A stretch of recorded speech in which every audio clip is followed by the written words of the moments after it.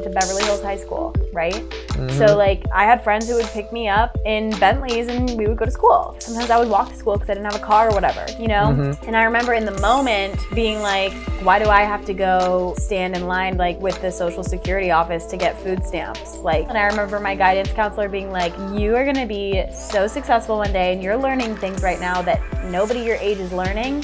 And some of these kids who you are growing up with will never know. When you're given everything, then you are entitled. When you're not given everything, you're a fighter. I'm definitely a fighter. Hey everybody, welcome to episode 125 of the Andrew Deitsch podcast. If this is your first time joining me, I want to thank you for checking it out. This show is about having meaningful, in-person conversations with some of the most amazing and inspiring people that I know. But before I jump into the show, I wanted to mention that this episode of the podcast has been brought to you by Eyes Ahead Media. Now, Eyes Ahead Media is a group of creative professionals who understand the value of exposure. And in today's social media landscape, eyeballs are the new currency. The more attention you have, the bigger impact you can make. And over the last 8 months, Eyes Ahead has been perfecting their custom gifts. And they've actually helped over 30 brands get their gifts trending on all the major platforms. They've created over 500 gifts that have been used by the biggest celebrities and influencers around the world. And they've been viewed over 750 million times. Yeah, that's right, 750 million times.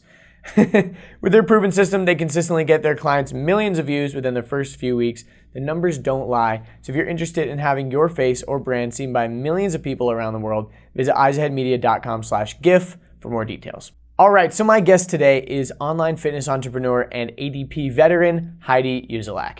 And in the last year, Heidi launched her coaching program, which is called PowerFemme Fitness, which inspires women to live their best life through health, fitness, and self-love. And one thing I absolutely love about Heidi is that she's always constantly trying to better herself, whether it's through reading, meditation, fitness, diet, you name it. She's just trying to get better. And during this episode, we talked about healing from trauma, meditation, her business, manifestation, body standards, and her epic morning routine. It was an amazing episode, as usual. I want to thank her for being so vulnerable and talking about some really just kind of heavy subjects. So please, without any further ado, welcome my beautiful and amazing friend, Heidi Uzelac. Okay, Heidi, what's up? Hey, how's it going? It's been a while. I know. Well, we've hung out, but it's been a while since the podcast. Since we recorded one of our conversations. Indeed. Well, yeah, recorded one of our conversations. I've recorded you, but we weren't talking. Yes, that sounded wrong. Yeah, I guess, but no, I mean, I make videos, it wasn't anything weird. No, but this is the first time you've been in the studio, but it's the first time actually recording a podcast in the studio. You've it's upgraded. Pretty fun. Yeah, the last time we recorded, we were in your bedroom. Yes, this was one. Again, sounding weird. I know, what? Last time we recorded, it was in your bedroom. Yeah. Not weird again. No, you've come a long way. Yeah, definitely. It's really cool. Definitely. Yeah. You were actually there for the first, or no, it was the second episode I recorded with Ashlyn and you were actually there. Yes. And I was showing you all the graphics and stuff that I wanted to make, so it's cool to see it all come. Your face was on a $100 bill, I remember. Yeah, that was one of my first concepts for the logo was my face on a $100 bill.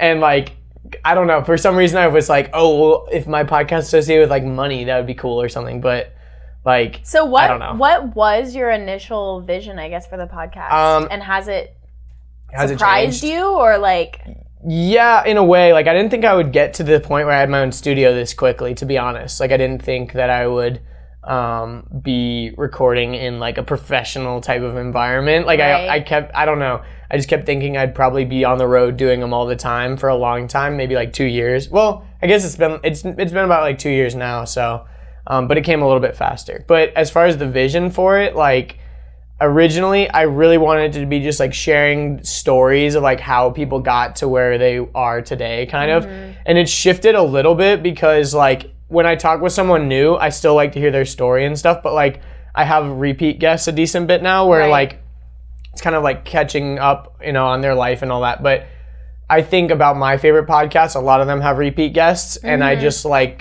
they almost become a character on the show. Cool. You know what I mean? Yes. So it's recurring, people get to know you and then they want to hear about your life updates and all that kind of stuff. So the vision has changed a little bit in the way that the show is, but the main goal further down the road is still pretty much the same, which is just to have an awesome show that I still love doing. Like, that's the main thing, is I want to make sure that I still love doing this, which I still do love.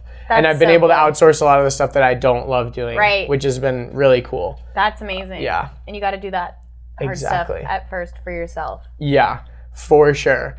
But that leads us to your life update, because the last time we talked, what were you doing? Wow. You were like a trainer, right? No. Okay. What were you doing? The last time we talked, and this is crazy because I had this thought last night. I was like, where was I 3-4 years ago, and am I where I thought I was going to be? And the answer to that is no, I'm not where I thought I was going to be. Like, I've completely surprised myself. But where I was when we last did a podcast episode, I could honestly say at that point I was like finding myself, and I thought at that point I had completely figured it out. I was like, I understand happiness. I know how to manifest everything. Like, I know I thought by now I'd be on a movie with The Rock and we'd be best friends. Like, I really thought I had it all figured out. I had this clear vision for what I wanted, and I was single. I wasn't in a relationship. And then I think I actually ended up meeting my boyfriend a couple weeks after that. But I was in full receiving mode. I was in total alignment at that point. Felt like I was at the pinnacle of my happiness. And then I met my boyfriend, and everything went to shambles. No, I'm just kidding. No, my life has surprised me, and but my life was totally different then, because I was, I guess, like I was stepping into my power at that point. Like, that was the beginning of me, like, knowing that I wanted to, like, have a big impact, I guess. And so it's interesting because you were doing that too. Like, you were just starting your podcast. And so I was kind of like, I wasn't just starting my acting career, but I was really stepping into my power, and like at a point where I could confidently say, like, yes, I'm an actress, or yes, I'm an artist, or yes, I do this, whatever. And yeah, it's crazy because now I have my own business. And yeah, tell us about PowerFemme. Yeah, PowerFemme Fitness. So PowerFemme Fitness is basically a tribe of women who are like-minded, and pretty much it's fitness, obviously, but it's so much more than fitness. And it's not necessarily that, like, I want to be the best fitness coach out there. Like, that's not my goal, and it wasn't even, like, PowerFemme Fitness was never even a vision for myself, but it kind of just happened because I was very passionate about working out. And, I was like not going to talk about this, or I wasn't not going to talk about this, but I decided, like, on the way here that I was like, okay, I'm at a place where I can be open and be vulnerable about this. So I remember the last I'm like, what is she about to admit to us right now? It's like confessional or some shit. No, it's just a part of my story. Like, I remember, like, our last, the last episode we filmed, like, literally I dropped a mic at the end of the episode. Do you know what I'm talking about? I think so. We were talking about, like... Oh, yeah. I totally remember. And it was like, and we had gone for so long that we couldn't really address it. Yeah, it was like time to end the podcast. And yeah, I was like, wow, I just remembered that, yeah. So the thing is that I was raped. And I'm at a point now, like, that was so fresh and a really dark time in my life. And, like, luckily I had, like, friends and family, like, who were able to, like, help me through that time. But I remember feeling so alone and so weak. And a huge lesson that I learned, and not even like lesson, but I feel like the purpose of it was to teach women to speak up for themselves and to, like, help them feel empowered and, like, step into your power. And I mean, I felt like all kinds of weak and depressed and sad and angry, and then it turned into, like, appreciation and forgiveness and, like, having to find myself and trust myself. And I don't know, like, that was the beginning of, like, me standing my ground, being confident, like, and just, like, learning to speak up for myself, kind of. Okay. And it's like a weird, hard topic to talk about, like, even now. And it's like, without getting too far into it, it was a lot. And I honestly feel like I do believe everything happens for a reason. Did I deserve that? No. Have I forgiven him? Yeah, maybe not fully. Forgiveness is a weird word because it's like, because I was listening to a podcast recently where they were talking about that. Where I think it was Charlemagne the God, because he was like, I don't forgive anybody, fuck them, or whatever. Yeah. And I think a lot of times forgiveness isn't necessarily you saying I forgive you for this thing and it's fine, because it's not really fine, but it's almost, it's like more for yourself than for that person. Yeah. It's more like going through that healing process and then like shedding it and being like, you know what, it's done, and like you said, it all happens for a reason. And like you said, it taught you lessons. Obviously, like no one wishes that upon anybody, but yeah, it's a weird thing. Like you said, forgiveness is kind of a strange thing. Yeah, it's totally weird. And I like had a breakthrough moment at Tony Robbins. I went to a Tony Robbins event, and I just saw, like, he takes you through this process called the Dickens process. I don't know if you've ever heard of it, where basically, I don't know like all the psychology behind it, but basically he takes you through this process where you like close your eyes and he gets you in state, like a peak state, pretty much, where you visualize like how amazing your life is, but then he takes you like the totally opposite direction. It's like everything that you've been keeping down and you haven't been sharing with the world, like your deepest, darkest secrets, like things that you haven't opened up about, things that you haven't addressed in your life, people you haven't forgiven, all these things have like turned inside of you and they've made you this like awful person, and like you, kind of bitter. You're bitter and you're mad at the world, and you're, you know, it's like you haven't dealt with things, and it's like your eyes are closed, and like there's thousands of people in this room, and you just hear people crying, and like, and then he's like, you know, I want you to see yourself 5 years from now, and you still haven't addressed this thing, and like it just gets heightened, and then it's like 5 years from now you see yourself and you just look like shit, you know, like you're looking in the mirror, and it's like I have not lived my life because I haven't forgiven these people, or I haven't done this, or I let this stop me, right? And then he takes it 10 years, and then he takes it another 10 years, and another, like, literally, and I saw myself, like, 50, 60, 70 years old. I saw all of it, the progression, it was awful, it was like, and then I, like, because I know, I have a, like, deep inner knowing that I'm gonna leave an impact on the world. I just want to do that. I feel like anybody can leave an impact, like, in any way, okay? So if I can change any one person's life, like, then I think that I could die happy and, like, be, like, successful, right? So, but then I, like, when I was in that place and I was seeing myself, and I was looking in the mirror, I was wrinkled, I was old, I was angry, I was sad, my kids, like, didn't love me, they weren't there to, like, spend time with me, you know, and, like, that's it, that was, like, just, it turned into this huge fear, and then I saw all the little girls who have experienced like some type of sexual trauma or any type of abuse, okay? And I saw all of them, all of the ones who didn't stand up for themselves, who didn't come out and say, hey, this happened to me, then it happened again, and then I just felt like all this guilt. Like, it was insane, the amount of guilt that I felt, and I was, people are crying, like, you hear people like screaming, crying. I was a mess in this process. And then he takes you through, like, and then he takes you back, and then it's like you fast forward and you have addressed all these things, and it's like I just saw myself like leaving a very big impact, and like speaking up for myself and owning my truth, and like knowing that everything does happen for a reason. And like I believe in God, I'm a believer for sure, and like I believe that like you don't get led into situations in life that you can't handle. And I, you know, like even though I didn't understand it at the time, like, and didn't think I could handle any of it, like I somehow was able to handle it, you know, and you're here.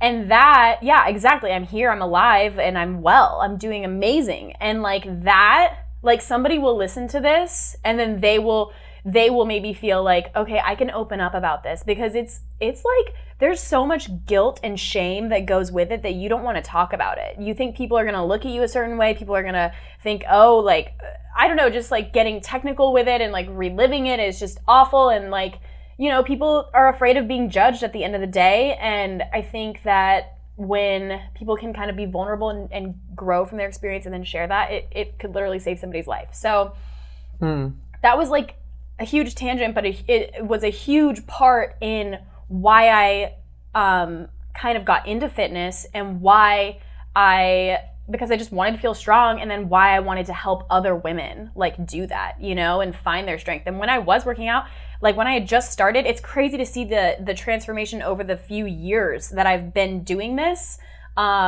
And like there weren't a lot of women in the gym, you know what I mean? And like now it's almost like a fad, like, right? Like people are like, there are so many strong women out there, and it's like, what a time to be a woman. Like it's crazy. The energy of the universe is like very strongly feminine right now. And it's incredible, you know? Yeah. But you know, I got the idea for PowerFemme Fitness because I had so many people just like asking me for advice, honestly, and like asking me for help, and they saw your results and all that. They saw my results and all that. And so then it came time to like kind of, I guess I was like, this is like a business kind of, you know, and like I could work for myself and I can make an impact this way. And so then I was like, okay, I'll like start my own little like fitness business. And then it came time to like name it. And, you know, at first it wasn't PowerFemme Fitness. I don't even know what it was called. I think I called it like Heidi Scope or something like that. It was like horoscope, but Heidi Scope. And because I wanted to mainly like focus on kind of like life coaching and stuff. And that's still something I really do focus on with my clients. And I work with like life coaches too myself. But it became PowerFemme Fitness because when I was in high school, my best friend Waverly and I, we were like, we want to start our own all-women feminine or female production company, and we'll call it PowerFemme Productions. And I held on to that. Like I literally had on my wall PowerFemme Productions, and you know, it was my vision, like that's what I want to do. But then like fitness fell into my lap, and then I was literally looking at my vision board one day and I was like, PowerFemme Fitness. PowerFemme Fitness, PowerFemme Fitness, like that works, you know? So it just kind of stuck. That's how it became PowerFemme Fitness. And now... Do you still talk to Waverly? Does she know that you took the name? Yeah, she knows. And that's sick. You know, she's fine about it. Yeah. And I still think that PowerFemme Productions is going to be a thing. Because I mostly work with actresses because I'm an actress. I guess that's the vibe I'm putting off, so that your vibe attracts your tribe, right? And so I would say like a huge percentage of my clients are actresses.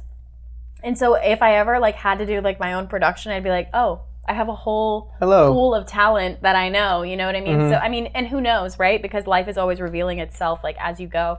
But yeah, I mean, and Waverly and I still talk about possibly writing some stuff, and I'm working on writing some stuff right now. So that's fucking rad. Yeah. So PowerFemme is your number one thing right now, right? It is. It's my number one thing, and it's crazy because I didn't expect it to be, and so it's like my baby, I guess. But it's taken on a life of its own, you know, which is really awesome.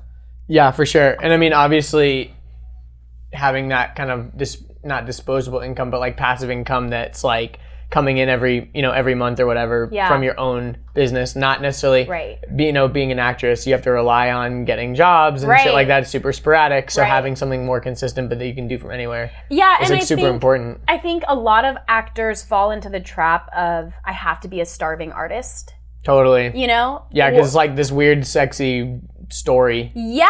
Like I'm just out here struggling. And no one understands my art. I've been that. Yeah, and it's for like, sure. It sucks. Like, yeah. Okay, bartending I hated, and like being a waitress, like I hated. I mean, granted, I met the love of my life like at the restaurant I was working at, so great, and I met some awesome people, and I still keep in contact with them. But I think that actors get so caught up in the chance that they might get an audition that might change their life, and they're so stuck on the might part of it, and they're not really for certain, and so then they get stuck in this struggling actor thing, and then they struggle, right? Whereas they embody it. Yeah, whereas it's like you need to. I think in order to be a good actor, you have to be like a well-rounded person, you know, because then you have those tools in your toolbox. Totally, all the soft skills, and rather than just like like you can say the lines, but like, do people enjoy being around you and shit? Exactly. Like, a production is like a giant team of people, and if your talent is like a dick,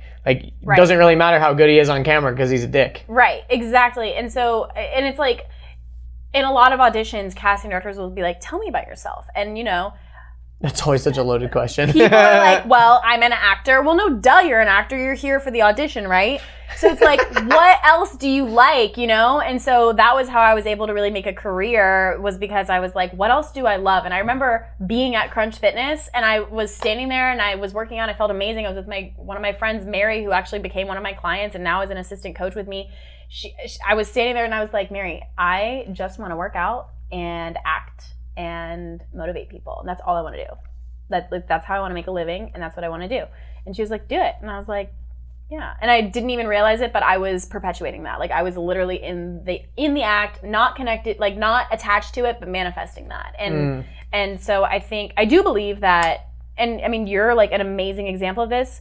What your passion is, that ends up becoming like what you're meant to share with the world. And I think like the bigger impact you have, that reflects how much money you make in life. Totally. And it's like, it's almost like too scary to believe that like, oh, if you just follow your dreams, you'll have a fulfilling life and you'll get to do the things that you want to do. Sounds silly. You know? Yeah, it sounds like silly. fake. So let me just go complicate my life and struggle a little bit. That's what people do. It's totally true. Because like, you're like, well, in a perfect world, I do this, but life's not perfect. So I mean, it'll never happen. Right. So like, people get sucked in the trap. But life is perfect. What do you mean? I mean, it's always listening, you know? It's always, it is a direct reflection of what you actually believe and think, you know? And so it is. Like, life reflects what you put into it, kind of? Or like, life reflects your mindset towards it, like perception is reality kind of thing? Yeah. Yeah, I can definitely vibe with that. I feel like, for me, I think a lot of people get bogged down in the why me type of mentality, and they think like everyone's against them rather than trying to look inward on like why why, you know, like, oh, you got rejected or whatever. Like, why did you get rejected? Is it you, or is it like, because it's probably not them. It's probably something that like you need to change about yourself or whatever, or like perceiving things in a different way. Like Richard talks about like, when you get rejected as a wheelchair user, like when you're dating or whatever, like if you're dating someone and you're in a wheelchair and you get rejected, people get rejected all the time that aren't in wheelchairs, but that you start to think they're rejecting you because of the wheelchair or whatever. So when you have like limiting beliefs, you think people are rejecting you, or you think people are not vibing with you or whatever because of your insecurities, but maybe it's something else, or maybe whatever. So what I've learned very recently is that our biggest fears of other people like not accepting us or not supporting us or judging us or thinking of like what they're gonna think is 100% you projecting your limiting beliefs onto them. Totally true. No, I agree that I agree, because like I think about my limiting beliefs sometimes with like the podcast, because like I know my numbers. Like, I'm not the biggest podcast out there. I've got like a few thousand downloads a month, but it's nothing like crazy. And which so is it's like amazing though, because it's crazy the fact that people even like hit me up that were like, yo, I just listened to this episode, blah blah blah. Like, It's crazy, you know what I mean? Like, even the fact and for every person that reaches out, there's so many people out there that aren't reaching out, and it is like kind of mind-blowing to think that there's literally people right now listening to this in their car, listening to this while they're working out, cleaning, cooking, whatever. And like you said, kind of making that impact. And I'm definitely a huge believer that of like perception is reality kind of thing. Because like, if that's kind of like the core tenet behind my media company too, that I talk about at the beginning of the podcast, Eyes Ahead Media, is like, I really think that the way that everyone sees you is like your reality, right? Yes. Like, if you were putting out really professional content and stuff like that, people are gonna see you as professional, because how would they perceive you as anything different? Like, if you're putting out really awesome stuff that's high quality, why would they perceive you as being low quality, or why would they perceive you as not making money or whatever? Because obviously, if all these other things, you know, everything's kind of related. How you do anything is how you do everything, or whatever the quote is. So it's like, if your content looks messy and not organized or whatever, you're probably a messy, unorganized person. 100%. And also, how you position yourself determines how somebody perceives you, you know? So. Yeah. And I used to think that people didn't notice certain things. Like, for example, like I remember my boss, she, like I worked at this escape game place, and she was so anal about like cleaning. I think I've been there. There's a bunch of them in Atlanta. Oh, okay. But this one was in Alpharetta. And she was really anal about cleaning. Like everything, it was always like needed to be super, super clean. I'm like, no one's gonna notice the dust on the thing. Like, you know what I mean? Like no one notices the little thing. But the thing is like she notices that stuff, and like no one's gonna care more than you, right? So like if your content is like, you know, average or whatever you're putting out is average, there's gonna be people that are doing it better than you. And when they look at your stuff, they're gonna notice all the things that you're not doing that they're doing. But the vast majority of people are not going to notice it. They're going to be like, wow, that guy's making cool stuff or whatever. Right. But it's like if you really want that perception to be high quality and you want to like fuck with the highest quality people, you've got to like, you know, get to their level. Yeah, sort exactly. Of. Well, that's why. And also mentally, like you said, you kind of got to shed your negative beliefs about yourself. Because like if I want to go hang out with all the top podcasters, but I have all these negative beliefs that like my show's not big enough or they're not going to think I'm cool enough to like hang out with them or whatever, then I'm going to be projecting that on them the whole time. Yeah, totally.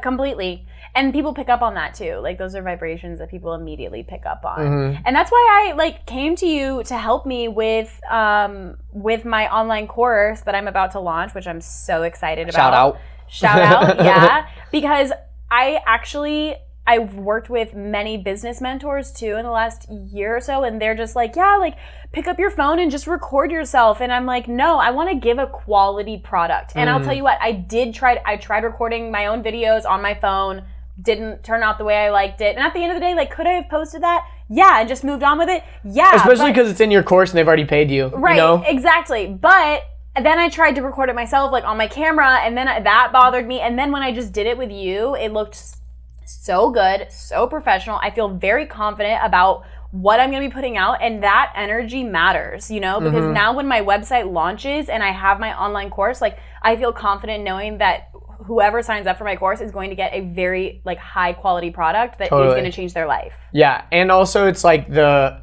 perception is reality. If people are buying your course and it's like, you know, a high ticket item or whatever, and they come into the course and then it's just some shitty like phone videos, like what the fuck did I just spend $2,000 on or whatever, you know? It's like, what the fuck am I, you know, is this girl legit? But then when they see that you have like really awesome quality stuff and that you've taken the time and energy to make it look pretty and make it look amazing and all that, like they're going to be more inspired to work hard for you because you've worked hard for them. Right. And it's just that wow factor. Like presentation is everything. And you know, no actor is going to take a selfie and submit that selfie to a casting director for their headshot. But if you look like a professional actor who has a professional headshot, you look like seasoned, and a casting director trusts you and believes that they can put you on a set. So it's the same thing. It's literally the same thing. And I fully believe that how you present things completely matters. Like the people who say it doesn't matter, just post every single day, or it doesn't matter, like it totally matters, at least to me, because the eye likes to see pretty. Totally. I think it's also a balance of both, right? Because you can get to the point of like, you know, just to carry on the example of like social media or whatever, like the perfectionism can be your downfall in certain instances. I want to talk about that. Because I posted this on my story the other day. I think actually Shakespeare said it, but it's something about like art is never finished, it's only ever abandoned. Wow. Which is basically like it can always, the way I interpret it is like, for example, this painting on the wall, it's like so abstract. Then like how the fuck do you decide like, okay, now it's finished? Right. Like there's literally just like splotches and paints and what, like it's all over the place. Yeah. There's certain things that I think like very minimal art and blah, blah, blah, like that you're like, okay, yeah, it's like very obviously kind of finished or whatever. Right. But there's always going to be something that you could tweak, something that you could change, something that you could, and one of my art teachers in high school I remember was like, once you like put it in the show, like to be like a little art show or whatever, she said, once you put in the art show, I'm not letting you fucking fix these things. Like, but don't let it eat you up that the things are wrong. Carry that energy into your next thing. Because it's better to like create more stuff and learn from your mistakes than always be trying to go and fix something that you're ultimately not even happy with anyways. And letting perfection hold you back. So it's like, I agree with like, on some level, it's like, just post it. But at the same time, don't post things that you're like, that you're obviously low quality or you didn't actually put your full energy into or whatever. Right. Well, I think daily posts, you know, they don't quite have the magnitude that a course will have necessarily on someone's life. Because they're paying for that. You know, your Instagram story is not something that people are paying for. Right, and you get what you pay for, right? So, I don't know, something I tell like a lot, I love the idea of being a perfect imperfect action taker, or like being like a really good imperfect action taker. So a lot of people, especially like in the health and fitness space, but I think in any venture in life, are perfectionists, and they let little things hold them back, whether that means talking to somebody who could be like your potential spouse or whatever it is, you know, like they're not letting themselves date until they have this body, or they're not going to pursue their dreams until they've paid off their debt, or whatever it might be. And it's like letting perfection kind of stop you. And like, I've gotten so good at taking imperfect action. Like if I have any good quality like about me, like I can confidently say that it is that I take imperfect action all the time. Like I am constantly just like, fuck it, we're going. And it is to a fault. Like I do need to slow down sometimes, but like sometimes it comes off as like ignorant or something. Well, no, sometimes, I mean, maybe, you know, I'm not sure, but it just, like, I think sometimes I jump the gun too quickly. I'm like, I'm moving, like, across the country. You know what I mean? Yeah. But it's like, that changes, like, your whole life. Like, I've moved since we've spoken. I think I said this on my last podcast, on our last podcast. I was like, oh, I've moved this many times. I'm 25 years old, and I have moved 27 times now. Okay? And so, like, that's insane, right? Yeah. Like, that's multiple times in a year, okay? And, I mean, I'm just like... Math. Yeah, and it's like... Like, I didn't even intend to, like, start a business, you know? But I just started taking action. I was like, screw it. Like, I'm taking clients, and I'm going for this thing. Yeah, why wouldn't you? And, you know, and if you were to look at what I was doing a year ago, because it's been about a year now, which I would love to get a little montage of, like, the year, because I've grown so much and I've learned so much about having a business, and also just, like, it's just crazy. So, you know, if you look at what I was putting out a year ago versus what I'm putting out now, it's totally different. But I had to take that action to get to where I am right now, you know? Like, I had to just take relentless action. And my life coach actually told me the most spiritual thing you can do is take action. You know? Like, the universe loves that shit. Like, you just took a little bit of action? Cool. Let's just throw some blessings your way. Like, honestly. Yeah. I mean, I can attest with that with the podcast. Like, just putting shit out weekly, you know?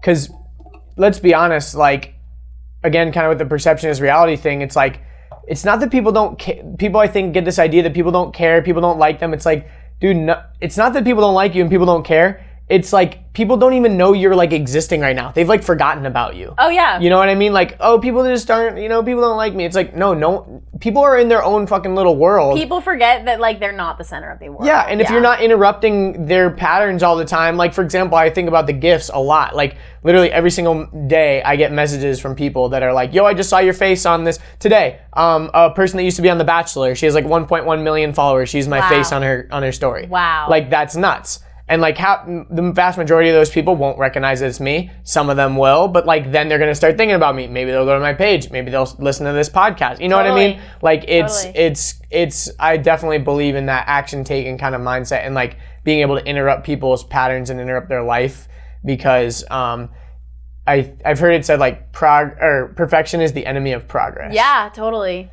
And, like, I'm definitely a perfectionist when it comes to a lot of things, because I want things to look right and I want them to feel right and all that. But sometimes I recognize that it's like, okay, this one little thing is wrong, but is that going to, like, actually is it going to actually matter? Is it going to am I going to be able to quantify how much less of an impact it's going to make? Like, there's actually a really good documentary, I think it's called 7 Days, and it's all about how they create South Park.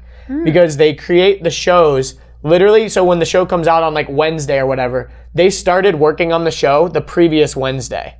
They do the entire show in 1 week. All the animation, all the storyboarding, all the storyline, all that in 1 week. Wow. And they show the process, because, like, the guy at the end of the episode, this is my biggest takeaway, was he said, like, once it airs, there's always, like, 20 things that I would have changed or would have done different. But people still come back to our show, and it's unique because it can be topical. Like, the presidential election can be happening, and they can do an episode about the election, versus, like, Family Guy or something that they're doing it like a year in advance. Like, they can't do that. Yeah. And do you think they even, like, had that thought when South Park came out, like, that we'll be doing topical things like that? Like, I don't know. Not, you know? Probably not. Another amazing example of that, because it wasn't like that before. Another amazing example of that, and I've shared this with many people, is the show Workaholics. Have you seen the show Workaholics? Okay, have you seen their pilot episode? Yeah. On YouTube? Okay, like, the quality, if anybody who's listening to this has seen the show Workaholics but hasn't watched the very first episode that they put on YouTube and you struggle with perfectionism, like just watch that because it's crap. They literally put out the dumbest show on YouTube. It somehow got picked up. And it got picked up and now it's huge, you know? It was hugely successful. Totally. So I love that story. I think that's really awesome. Yeah, I definitely think you're right. But I think it all comes down again to like those soft skills, whether like people actually like you or whether they feel like they can depend on you or all those types of things. Because you could be amazing at this one thing, but you know, people can't stand to be around you or whatever. And I think that's what people don't really understand about like the job market in particular. You know, both of us are not necessarily big fans of like college and stuff like that. But I think people get caught up in this idea that like once I graduate, I'm like, you know, kind of got this thing that's gonna like get me a job. But people don't understand, it's like when you start a new job, 90% or maybe even more, like this is such a bullshit stat, but you get what I'm saying. The vast majority of the things you're actually gonna be doing in that job, you're gonna have to have some sort of training period when you start, and that has nothing to do with your like education level or anything. Like, yeah, you're kind of like, your base experience is probably gonna be helpful, but like, you know, if you start working at some place, there's the ins and outs of that specific business that you're gonna have to learn, and almost anyone could, any smart or clever person could like probably pick up on a lot of that stuff. I'm so glad that I'm not wrapped up in that because I was at one point, I was very much like, I have to go back to college, but for what? Like, I was like, I'm never going to get a college degree. And for some reason, I always knew I would never get a college degree. Like, even when I went back to college, I like didn't see that path. And I just didn't. Why did you go back then? Because I thought because that society thing in my head is like, you have to go to college if you want to succeed. And I have a burning desire to be incredibly successful. I really do. Like, I know some people say, oh, you know, I don't need to be successful to be happy in life. I do. Like, I really, like, I want to live a crazy, amazing, like, fulfilling life. And to me, that looks like having multiple houses, traveling around the world, like getting to buy whatever I want, whenever I want. Literally get to do whatever. Why do you want to buy the houses though? Why wouldn't you just like travel all over and just like Airbnb the sickest places or something? Well, I want to have so much money that I can do it all. Yeah, I feel you. Yeah, I'm definitely with you. I want to live a crazy ass life too. But yeah, as far as like the possession thing, I don't know. I'm weird about like, I don't know if I'd want to have like tons of houses. Because I've again, this is getting into like such like for the Buddhist. Here we go. Yeah. But like going down the road of having all the houses, I'd rather like have one home base that I can always go back to, and then like, you know, like rent all of my fun. You know what I mean? Right. Like but instead of owning it. You could also Airbnb like your other houses and turn that into a business. That's true. You know? Yeah, and just have someone outsource that. Exactly. Exactly. Yeah. Because when I was younger, I remember one of my friends had a lake house. And I always remember it was so inconvenient because they always had to bring like his Xbox, like, you know, like things like that. And it was like the things that were at his normal house weren't at the lake house, and the things that were at the lake house weren't at the regular house. Right. Well, stuff like that. The houses will be stocked because yeah, of course. You know. Yeah, I know. Again, it's just like one of those things. Because I'm gonna be an A-list actress with Dwayne The Rock Johnson on. You're gonna be hanging out with Rock the Dwayne Johnson. Rock the Dwayne Johnson on multiple movies. Yeah. That's amazing. So I was gonna say I kind of want to go back a little bit about like fighting. You know, you brought it up, the fact that you were raped and everything. I did want to talk about that a little bit more because I think the last time that we talked about it too, like I remember, like you said, you kind of like dropped the mic and we were like, oh, all right, fuck. We're ending the podcast. We're ending the podcast. Yeah. And I remember kind of feeling bad too because I remember I was like kind of playing the devil's advocate in the discussion as well. Yeah. And I was like, I was saying some things that could have been taken as being very insensitive. And I feel like a lot of times I try to be devil's advocate on my show because it's never fun to listen to a conversation where two people are just agreeing the whole time. Because it's like, okay, we get it. And then there is that person that's sitting in their car that's like, well, what about fucking this? You know what I mean? And then they feel disconnected. So I want to explore it. But the thing that I wanted to bring up was thank you for even sharing that anyways, because it is something that a lot of people, like you said, are, you know, they don't want to bring it up and then it eats at them. So talking about it is like, it's making it lose its power in a way. You know what I mean? Like talking about that... It has no power over me. Yeah, exactly. Yeah. Like, it's not eating you up inside because you can share your experience. And like you said, hopefully that in sharing your experience, it can help someone else. But I kind of just wanted to have you talk about that a little bit more, because I think for people out there that don't fully maybe even understand why there's so much, like, you know, it's like, well, just talk about it. Like, it wasn't you that did it. You know what I mean? Like, what is that that's like people don't understand about being a victim? And then also how you actually, like you said, you know, Tony Robbins was a big moment for you, but like actively, you know, maybe giving some advice for people of going through that like healing process. Well, first of all, I'm not a victim. I'm a survivor. I like that. And there's just a phase that you go through when you have a traumatic experience like that where you have to mourn. So the crying, the depression, all of that is natural.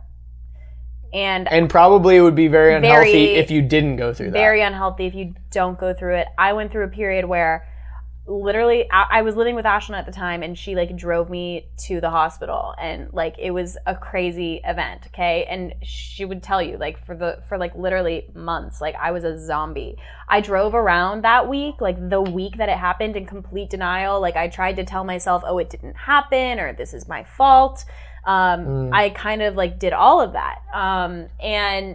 And it took a lot of therapy, but I literally would drive around with my gas tank open. I was leaving my purse in different places. Like I wasn't me, okay? Like I was so not here because I was so in shock that like as a way to try to protect myself, I was not present, right? Because it's trauma. It stays in your body. Like. What do you mean by that? Like it physically in your body? Yeah, well, I have the theory that like any type of physical trauma will, like your body remembers it. So if you were abused as a child, for example, you know, like in acting, for example, whenever you're getting physical in a scene, you have to go over boundaries. You, like if you're gonna choke me in a scene, and I've had previous history of being choked by somebody or abused by somebody, I'm gonna tell you, don't touch me there, because it's a trigger, right? So there's like emotional trauma. It literally gets stored like into your body. And as a way to protect yourself, you almost black out like during the experience. Like some of your most traumatic experiences in your life, most people don't remember, because it's a defense mechanism of your body, because also like memory is supposed to be a feature, not a, like your body, like memory is supposed to be something that would help you to survive. And then like in a traumatic experience, like it would be more healthy for your body to arguably like not remember it, because like it's so shitty. Like it's such a bad experience. Like you don't want to, your body's like shutting down the memory part. Exactly. And so I went through a period where I like for weeks after this, I can't tell you, Andrew, how many times I got a phone call that was like, hey, are you Heidi? We found your purse here. Like for some reason I kept leaving my purse everywhere. I was driving around, my gas tank was open. I like was so out of it. I turned my car on while I was pumping gas. Like I was doing dumb shit, right? Because I wasn't paying attention. So I went through all of that, went through therapy. I did like paddle shock therapy. I don't know exactly what it was called, but like you literally like relive the experience and you hold on to paddles and they send electromagnetic waves through your hands. It kind of shocks you, and like every time you think about it, like they send it, and it's like a Pavlov experience almost. It is. Like association. It's supposed to. It's literally supposed to remove the memory from your brain. That helped for a period of time. Interesting. Then I started seeing him in public, and then I would freak the fuck out. Oh, I'm sure. Like literally would freak out because I worked at a bar, and he would come in with his friends like to the bar. Like he actually showed up with his friends like to Ashlyn's work like the day after it happened too, and like she freaked out, you know. And so it was like I was like in all of that, I wasn't dealing with it. You know, I wasn't talking to anybody about it. The only person who knew about it was like my therapist and like my mom and my stepmom. Like my dad didn't even. In fact, my dad probably knows, but doesn't want to hear that. By proxy, yeah. Like you didn't straight up tell him, yeah. You know, and so because no one wants to fucking hear how a shitty thing happens. You know what I mean? Like it was literally like, one of my best. Did you ever feel like telling people was like putting a burden on them too? Yes. Like you didn't want to. So I told, and it happened immediately, Andrew. So like I called one of my best friends, the only friend who I've known for my entire life. I've known her longer than anybody ever. Okay. And it has absolutely affected our friendship now. But I told her, like she called me and was talking about something and I couldn't like pay attention to her, and then I was crying and I just told her, like, Grace, I was raped. And her response was, I can't listen to this. Like, wow. I don't want to hear about that. Whoa. And, you know, that I can't, and this also, I want to say something about taking things personally. Like, I can't take that personally because who knows, even though she's my best friend, I don't know, like, what maybe she has, you know, but I got so mad at her in that moment, and now, like, I'm like, okay, I'm at peace with it, it's fine, and, like, that was just her response. Like, I can't take it personally, right?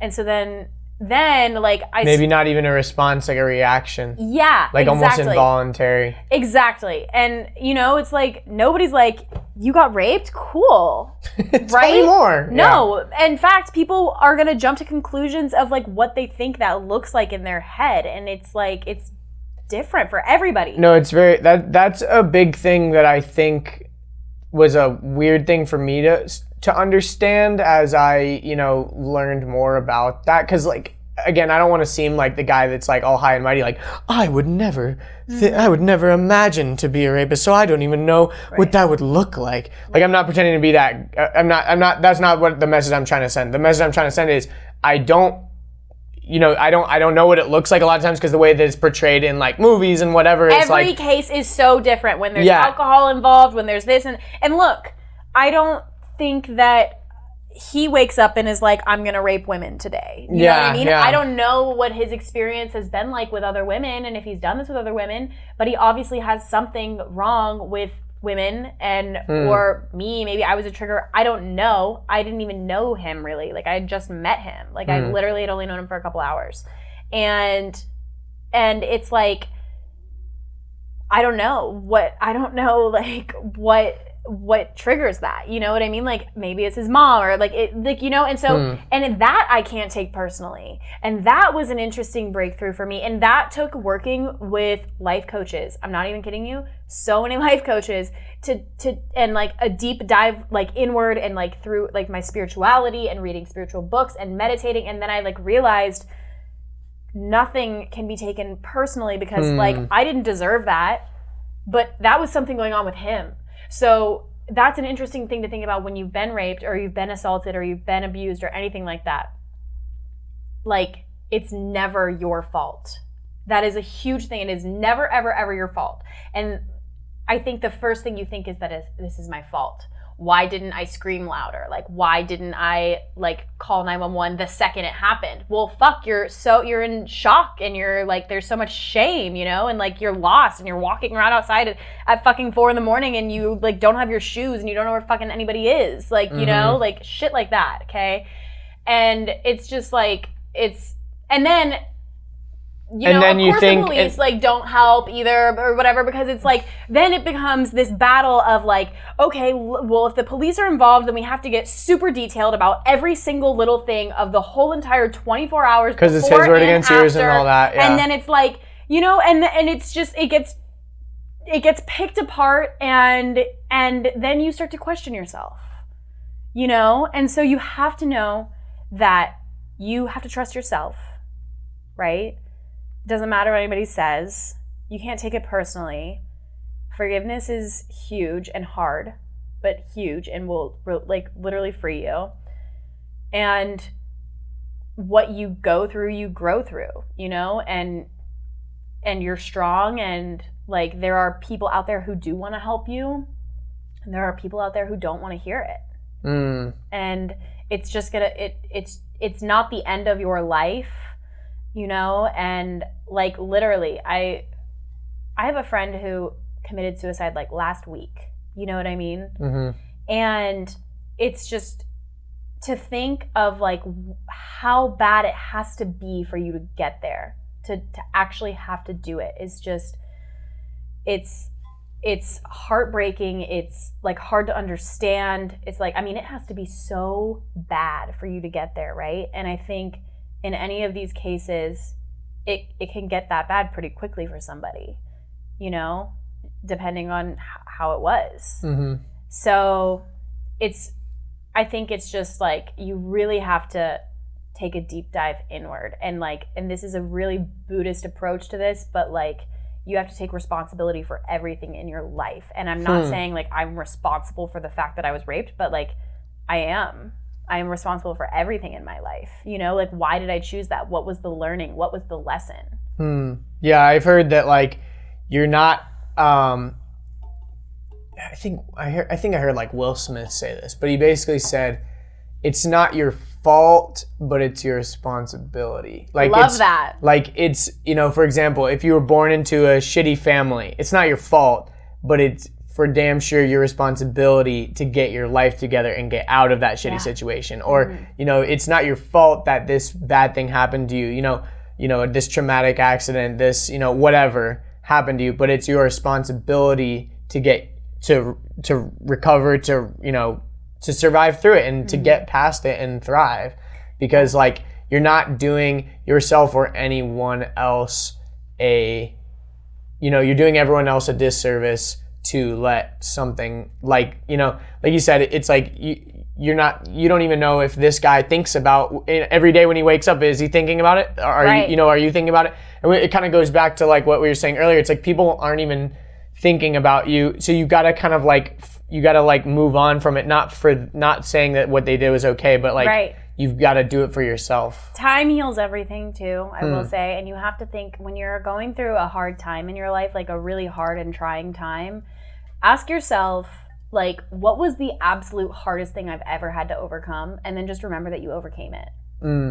Yeah. You know, because now, like, whenever I feel like crying or something, like, I'm like, you know, poor me, why is this happening to me? Like, I remember that I've overcome some serious shit.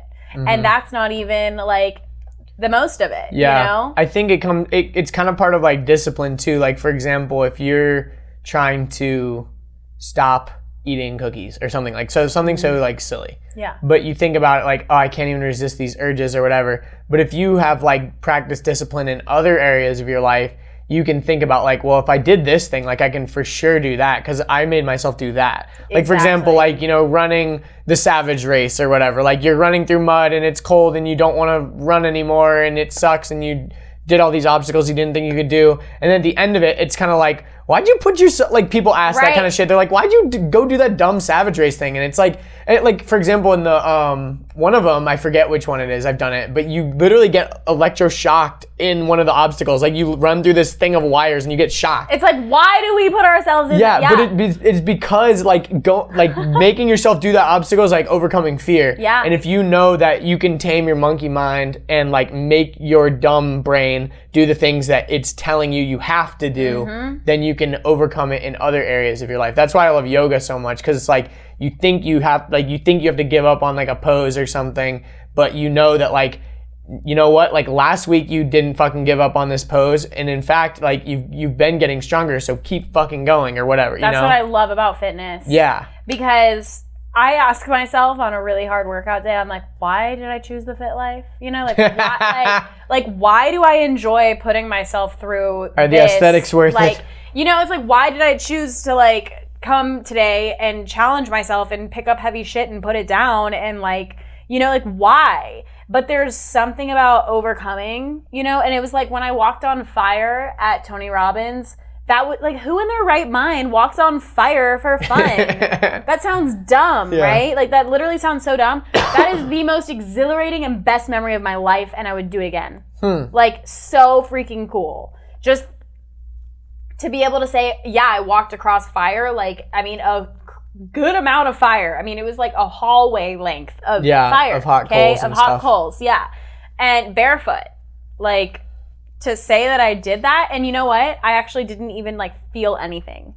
I didn't feel anything. It's all your mind. Everything is a mind fuck. Do you think that pain is like a mind response? Yes. You think you can like get to a point where you wouldn't even like experience pain like on a daily? Yes. Huh.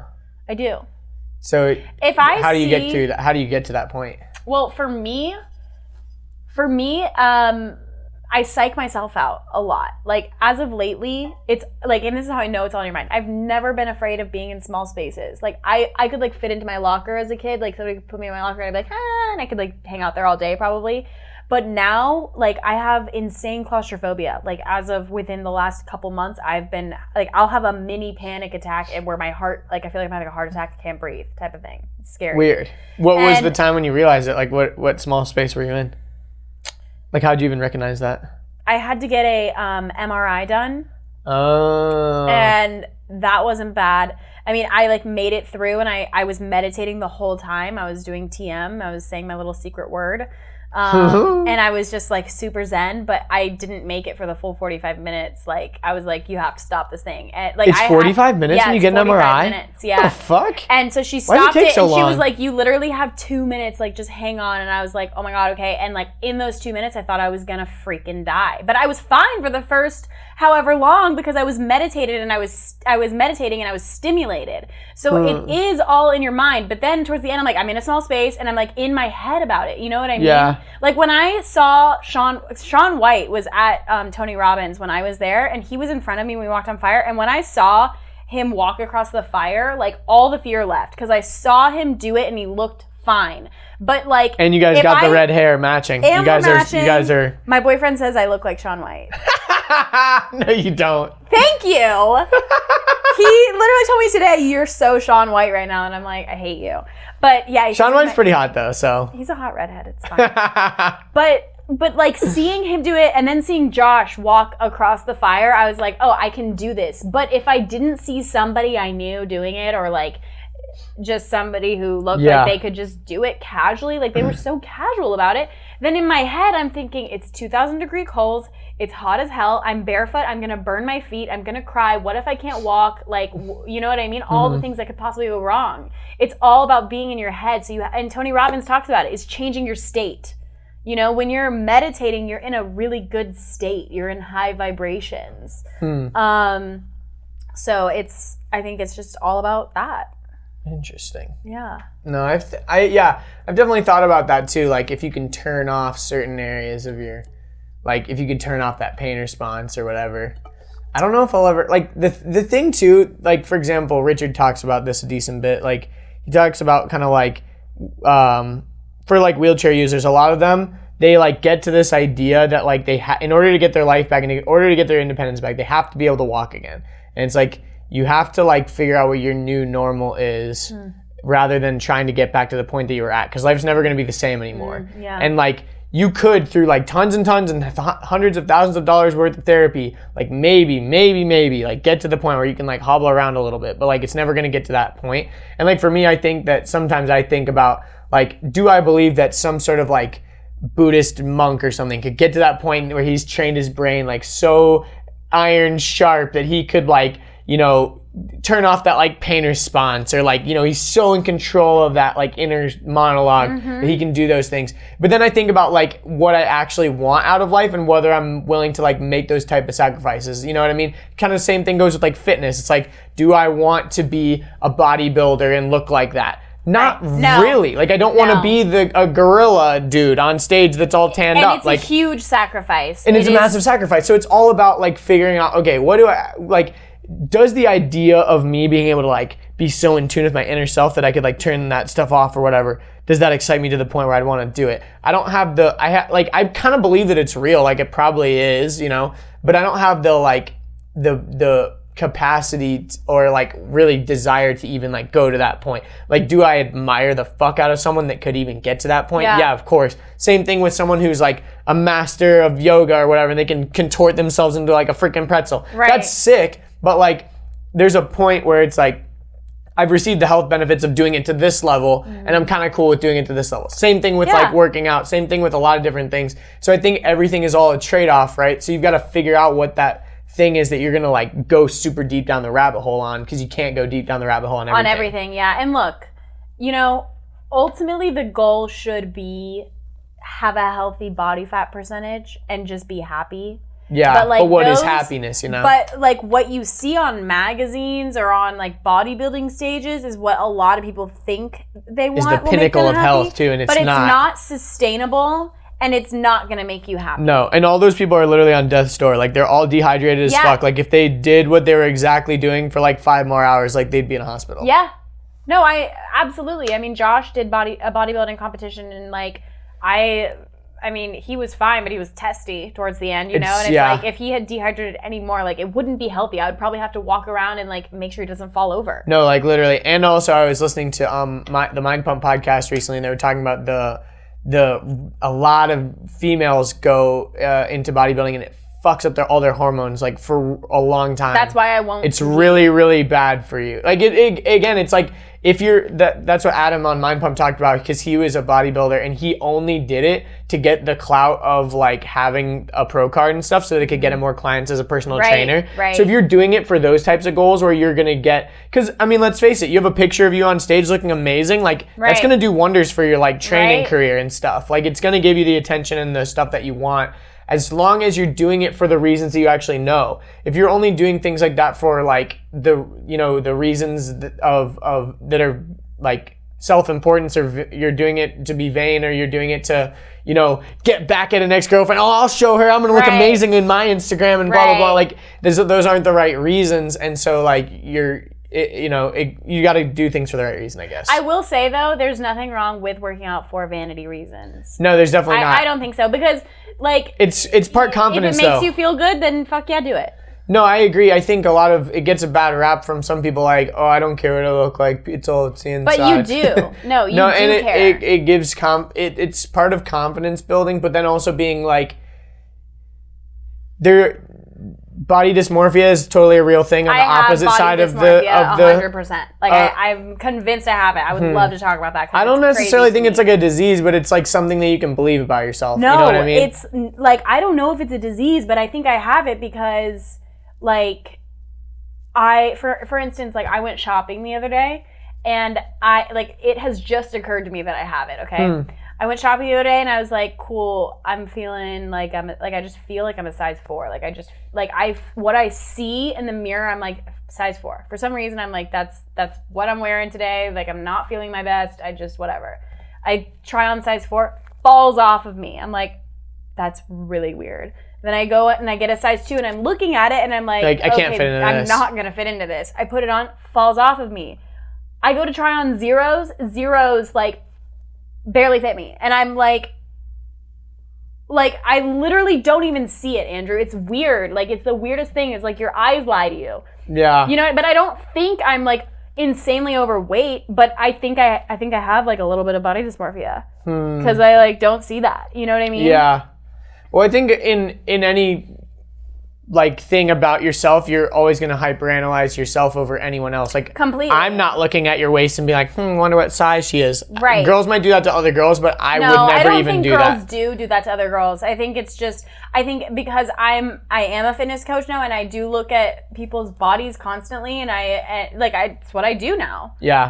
That I think it's like my brain takes what I think is beautiful and it like stores that in my head, and then I look at myself and then I'm like, okay, where am I at? Do you know what I mean? Totally. And so, but it's like that standard for beautiful can change. And also, like, who's to say, because there are models who have like a much higher body fat percentage than I do, who are wildly successful, wildly sexy, wildly confident. You know what I mean? So like your standard of beauty is your standard of beauty. There is no like one standard of beauty, and I think it changes. Honestly. I think it's also like a bell curve too. Like there's diminishing returns. Once you get to a certain point, like I think I saw a video recently that was like, you want to work like for guys, like if you think that getting to like bodybuilder status is going to get you more girls, like you're wrong. Like it's like you want to get to the point where it looks like you work out on a semi-regular basis. Like that's literally it. Like, you know what I mean? Like, but at the end of the day, just do what makes you happy. Yeah, exactly. Like I would, I have a boyfriend, but like what I'm attracted to is a guy who has a really amazing personality. And I know that sounds so cheesy and lame, but it's so true. I would so much rather take a guy who has an amazing personality than some really ripped douchebag in the gym. Of course. I would.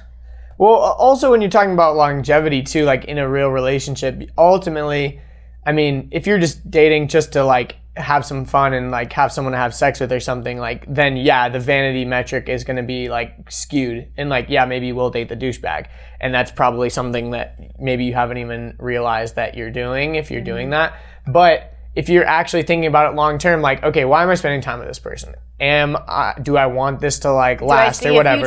Do I see a future with this person? And like, if they have a shitty personality, that's like a massive red flag. It's like, why would I want to spend time with someone that I don't like hanging around with? Right. Seems like a no-brainer to me, but like, people don't get it sometimes. I know, people don't get it. Yeah, but also I think people just get lonely or they get insecure in the fact that they're single, and so they'll just kind of like date anyone that will like and those are the people who need to be single. Like, they need to be single so that they can work on themselves until they fully love themselves, because if you don't fully love yourself, you cannot show up and give love to somebody, because you cannot even give it to yourself. What does it mean to like, it's kind of like cliche, but what does it mean to love yourself? Like, does that mean like you look in the mirror and you're fucking making out with your reflection? Or like, no. I mean, I know, but I'm just saying, like, what is your definition of that if people are like, I don't know what you mean? It's a really good question, Andrew. What is my definition of self-love? I don't know. It's like, I would really have to think about it. Let me think about it. I think for me, it's like knowing that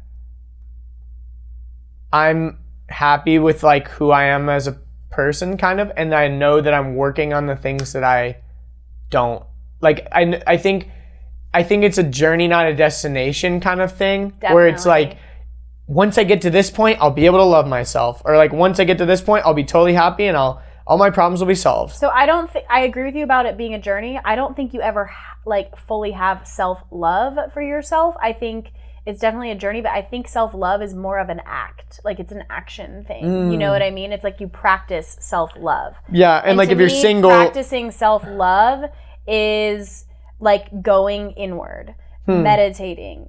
Like, practicing self-love is putting good things into my body because I know it's going to make me feel better. Practicing self-love is saying I love you to myself in the mirror. Yes. But in a way that is not, it's not like, oh, I love you out of vanity. It's like a way of like, I love and accept you. You know what I mean? For who you are. I think and like accepting your flaws. It's like kindness and compassion towards yourself and self-acceptance. And then like practicing that. Yeah. And also like embracing your flaws or whatever. Because also, I think that I used to hate my red hair. I was bullied for having red hair like so bad. Like, so many people called me fire crotch when I was a kid. I would come home crying. I got voicemails saying like, burn in hell, you ugly clown. Like, when I was in freaking elementary school. Like, Jesus mean stuff. Fuck. Like, okay. And I hated my red hair and I hated my pale skin. And that was like, I hated that was the one thing I could not change about myself. Like, I hated that.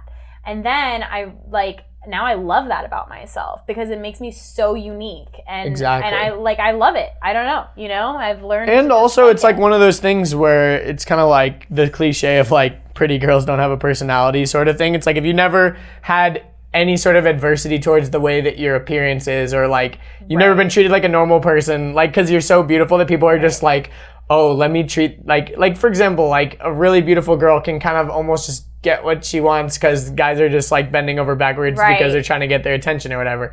But then like, like fat girls are like funnier and stuff like that. Like this, again, cliche, because like they've had to like, do more to get recognized and stuff like that. But I think it's kind of in that same vein, it's like kind of true. Like what, you had to like overcome this idea that you hated your red hair and now it's something that you actually love about yourself.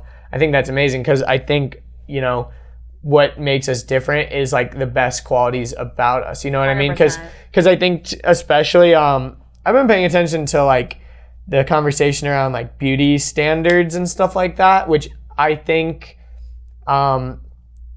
it's a little bit overplayed about how much people are like annoyed by it. Like people are like, oh, these impossible beauty standards, but no one's talking about impossible beauty standards for men.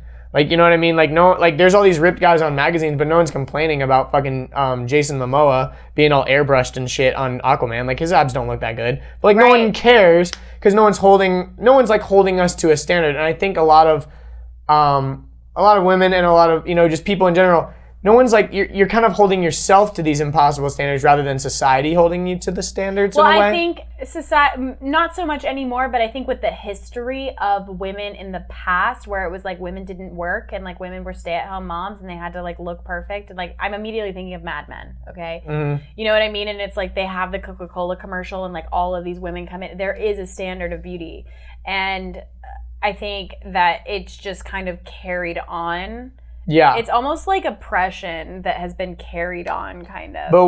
But like, as far as like beauty standards, the thing that I was like going towards though is like this, for me as a guy, I actually have started to not like this. Like, I think what a lot of girls think guys want is like this airbrushed look, like no pores and super skinny and blah, blah, blah, like all this stuff. It's like, nah, dude, like you look fake. Like you don't, I'm not attracted to like a cyborg alien. Like I want a real person. Like, and that sounds so like I'm so glad cliche. You're saying that because so many girls need to hear that. Yeah, totally. And again, it's like one of those things like, oh, I think you look beautiful without makeup. Like, you know, like it's cliche of like, and then girls are like, well, you think that this girl's not wearing makeup, she actually is, and blah, blah, blah, blah. I get all that. I'm just saying like I prefer like the whole like airbrushing and the photoshopping. That's another thing that I can't fucking stand is I live in Photoshop like every day. Like I use those softwares like all the time, and so I know when people are like fucking with their pictures. Wow. You know what I mean? Like I can tell. And like a lot of people don't know. Another thing that annoys the shit out of me is portrait mode on iPhones. People got to stop fucking doing that because it looks so bad to me. I have like the iPhone 7, so I don't like. You don't have portrait mode? Oh, that's funny. See, the thing that annoys me is basically what it's doing is it's using edge detection. Like it's trying to figure out where these edges are of objects that should be quote unquote in focus, and then it's like blurring the background to create this like fake out of focus look. Yeah. But if you notice, things that'll happen is like hair will look really weird. Like certain parts will be blurred because it doesn't realize it's like a hard edge that should be in focus. Or like fingers, if they're spread, like it'll like this part of like in between your fingers will like still be in focus, and then like the rest is blurred. Right. Like it's just become so weird to me. Like I can't the it. But anyways, the point that I was getting at is like people will make the argument of like, oh well, it's art, you know, Photoshop and all this stuff. But I get that. But I think people feel this pressure to look perfect, you know, so perfect all the time. And I think we should redefine what like looking perfect is. I love that. Because you need to look human. You don't need to look like an alien. I see you in real life and I know you don't look like that. You know what I mean? Right. Like I think again, generalizing, I think some people would rather look better on Instagram than they do in real life almost. You know what's crazy to me? Probably the most tiring thing in the world is having to constantly portray that you're this thing that you're not. Like, that just sounds exhausting to me. Totally. You know? Who was it? I think it was Audrey Hepburn who said, like, something about the word imperfect. There's no such thing as imperfect. The word itself says, I'm perfect. Mm-hmm. I love that quote. I love that quote. Yeah, I grew up in like a Christian household, so I remember like all growing up, it was, you know, everyone sins, no one's perfect, all that kind of stuff. So whenever I hear people say like, "Oh, girl, you are literally perfect," or like girls will even say like, "Well, I'm perfect and he's an asshole," or whatever. Like it always just makes me cringe because like no one's fucking perfect because there is no definition of perfect like that applies to any. You know what I mean? Yeah. Because the thing itself is like if everyone becomes this level of perfect, then what is perfection? There's always like a level higher, sort of. You know what I mean? Like everyone is trying to be a fucking Kardashian when everyone has fake tits and no pores and all looks the same and thick eyebrows and giant lips and fake butts and stuff. Like then what? Right. You know what I mean? It's like you all look the same. Now what? Right. Like congrats. Right. You're not special. Like that's the thing. Yeah. And people, I think they just get caught up in in the comparison game and like wanting to look like this certain thing. And there's no reason why you shouldn't aspire to like look a certain way or feel a certain way about. But again, it's kind of going back to like the body dysmorphia and stuff. To what extent are you gonna go? Yeah. Yeah. I'm all about doing things that are gonna make you feel better, so that you like. And if looking better makes you feel better, I'm literally all about it. Yeah, totally. But I also think like just let's take happiness for example. Like at what point will you be happy? Or am I gonna be happy when I have the cars and the houses that I want? Like probably not fully happy. Like I'm probably gonna want something else at that point. Like. You know? Totally. So that's why I feel like I'm happiest when I am in pursuit of something. Yeah. Because I'm also, I mean, again, this is kind of like a cliche of like millennials, but a lot of young people are reporting that they would rather spend money on like experiences rather than like possessions and stuff like that. And also a big thing is in their work, they want to have some sort of like impact on the world rather than just like money, which is pretty fascinating because I think that's a good thing ultimately. Like it's a very, we're becoming more like global citizens where we want to have like some sort of feel good social impact on like everything we're doing. And like, again, like we're realizing pollution is bad and we're realizing, you know, like the overconsumerism is bad. And I think even young kids that are growing up on like social media are almost kind of realizing that social media is probably unhealthy in some ways. Isn't that interesting? That kids are like, I'm not using Facebook and I don't want Instagram because I'm happier and I want to play outside. Like, I think that's amazing. Like, we're so lucky to be at the age that we're at because we've had a normal childhood and then we've had like the benefits of having like the internet, you know what I mean?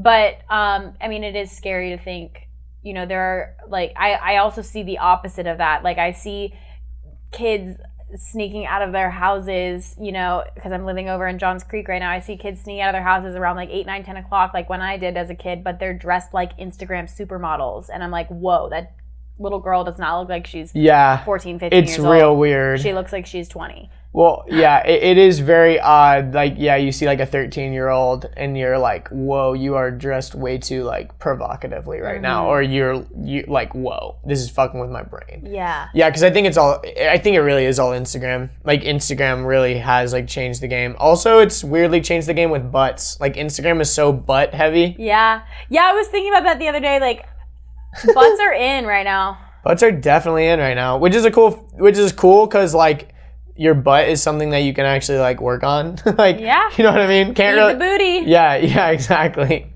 But like, yeah, again, going back to what you're saying about doing whatever makes you happy, I think that's a good point, but I think you also have to be very honest with yourself of what is actually going to make you happy. Yes, 'Cause, like, and ask yourself, am I really happy?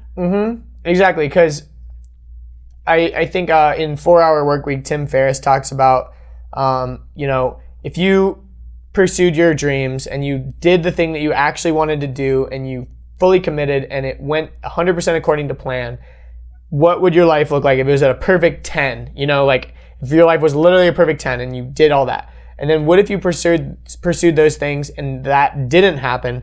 Where would your life be on a scale of 1 to 10? If you're at like a 6 right now, would you go all the way down to like a 0? No, you'd probably go right back down to where you're at. Like kind of like what you were saying earlier. It's like if you move and shit doesn't work out, you can always like move back. Right. Again, college. If you drop out of college, you can always go back. Right. Like people have this idea that they're like married to their ideas and they like as soon as they commit to something, it's like there's no way of going back. Nothing I think you is shouldn't. permanent. I don't think that you should build in a backup plan to the point where you're like expecting to fail. Right. But it's like if this doesn't work out the way you want, is your life going to be terrible? Like no, it'll just be different and you'll be on to the next lesson that life has for you. Yeah, and I definitely think that like everything that you learn can kind of be applied to something else. Like everything's kind of related in a way. Yeah, totally. So whenever you like pursue something new or whatever, it's all, even if it doesn't work out, it's always going to like teach you about that next phase of your life, you know? Like it's never going to be just we're always learning. A failure. We're always learning. And you know, it's funny because I feel like I feel like maybe you can relate to this.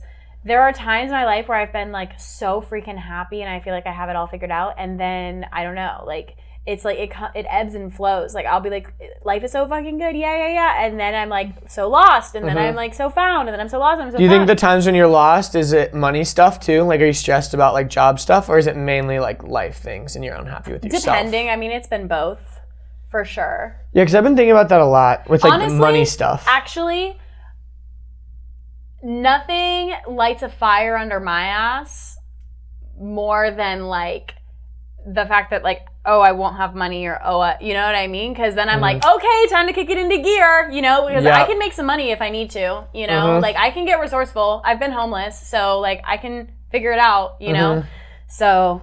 Yeah. Do you think that's a superpower in some ways? Like the fact that you know that like if life went to shit, like you could figure it out? Like, I know that I would be okay. I mean, look, if like Godzilla took over tomorrow and like there was like fireballs falling from the sky, like I would probably freak out. But when it comes down to money, I know that I'll always be okay because I've literally had nothing. Like when that is kind of a superpower, I think, because like knowing that you could even if you had nothing, you could like come back or whatever. Yeah, I think it's a gift. I think that, you know, I mean, I grew up with kids who had it all. I went to Beverly Hills High School, right? Mm-hmm. So like, I mean, I had friends who would pick me up in Bentleys and we would go to school and get dropped off. But sometimes I would walk to school because I didn't have a car or whatever, you know? Mm-hmm. And I remember in the moment being like, God, like, why do I have to go stand in line, like, with the Social Security office to get food stamps? Like, when like, these people have maids at home making lunches for them, you know, that, like, have lived with them their whole life. Like, when they want popcorn, they pick up a phone and they say, hey, I want popcorn, and then their maid brings popcorn up to them. Like, you know what I mean? I just didn't understand it. And I remember being so mad about it, and I carried a lot of anger and resentment towards, like, I carried that, you know, I was pissed, but I got really resourceful. And I remember my guidance counselor being like, Heidi, you are going to be so successful one day, and you're learning things right now that nobody your age is learning. And some of these kids who you are growing up with will never know. And, you know, they'll like some of these kids who know, like, everybody makes their own life, you know what I mean? But like, I think when you're given everything, then you are entitled. And when you're not given everything, you're a fighter. And I'm definitely a fighter. How do you think, so like you're kind of talking about how like the hardships that you went through as a child are like, huge blessings. They're huge today. Blessings. You have like really big goals of being super successful. If you have kids, how do you think you're going to be able to like instill some of that with them? Because I think about that a lot. Yeah. Think about that all the time. Yeah. So I was actually thinking about that too. I will probably not buy my kids their first car.